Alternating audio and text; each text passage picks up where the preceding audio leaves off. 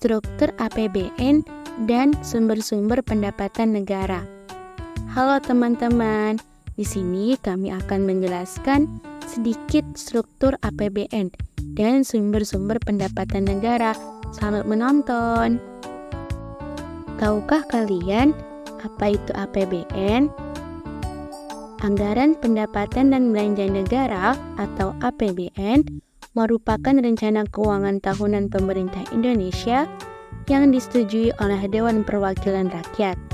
APBN sendiri berisi daftar sistematis dan terperinci yang memuat rencana penerimaan dan pengeluaran negara selama 1 tahun anggaran, mulai dari 1 Januari sampai 31 Desember. Sejak tahun 2005, sebagai konsekuensi dari reformasi keuangan yang diamanatkan oleh Undang-Undang Nomor 17 Tahun 2003 tentang Keuangan Negara, struktur belanja dalam APBN mengalami perubahan untuk memenuhi kriteria Unified Budget. Selama tahun anggaran 1969 sampai 2000, APBN menggunakan format T-account. Format ini dirasakan masih mempunyai kelemahan, antara lain tidak memberikan informasi yang jelas mengenai pengendalian defisit serta kurang transparan sehingga perlu disempurnakan.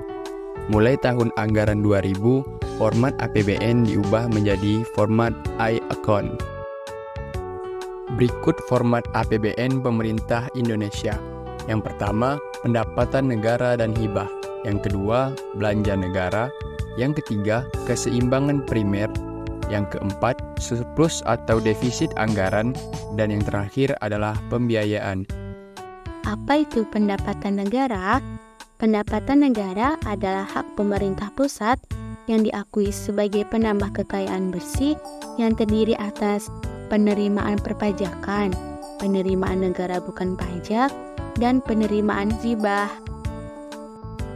Untuk penerimaan pajak itu sendiri adalah penerimaan yang terdiri dari pajak dalam negeri dan pajak perdagangan internasional. Pajak dalam negeri terdiri dari pajak penghasilan, yang contohnya minyak dan gas, dan non-minyak dan non-gas.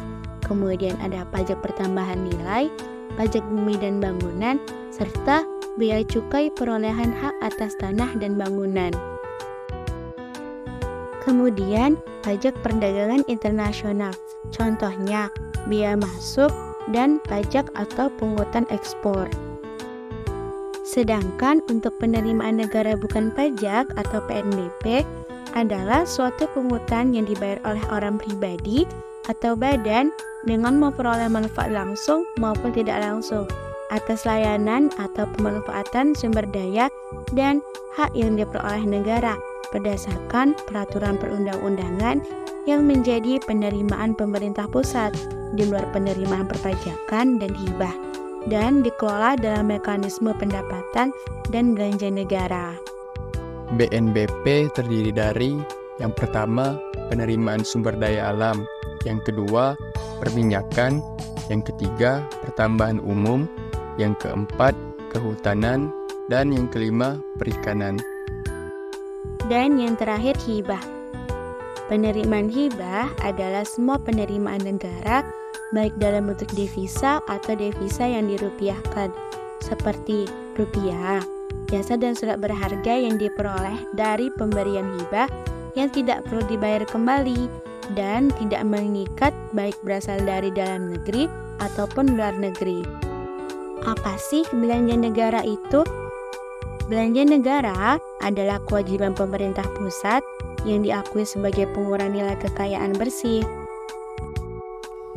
Belanja negara terdiri atas anggaran belanja pemerintah pusat dan anggaran belanja ke daerah. Apa itu belanja pemerintah pusat? Belanja pemerintah pusat merupakan belanja yang dialokasikan kepada kementerian atau lembaga dan bagian anggaran bendahara umum negara.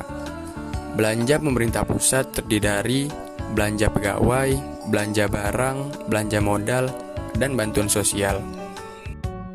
Sedangkan anggaran belanja ke daerah merupakan bagian dari belanja negara dalam rangka mendanai pelaksanaan desentralisasi fiskal yang berupa: yang pertama, dana perimbangan. Dana perimbangan terdiri dari dana bagi hasil, dana alokasi umum, dan dana alokasi khusus. Yang kedua, yaitu dana otonomi khusus dan penyesuaian. Selanjutnya, keseimbangan primer. Keseimbangan primer merupakan selisih dari total pendapatan negara dikurangi belanja negara di luar pembayaran bunga utang. Keseimbangan primer sama dengan pendapatan dikurang belanja total dikurang belanja bunga. Defisit atau surplus. Defisit atau surplus anggaran yaitu selisih antara penerimaan pemerintah dengan pengeluaran pemerintah. Defisit anggaran terjadi apabila pengeluaran pemerintah lebih besar dari penerimaan pemerintah. Surplus anggaran terjadi apabila penerimaan pemerintah lebih besar daripada pengeluaran pemerintah. Pembiayaan.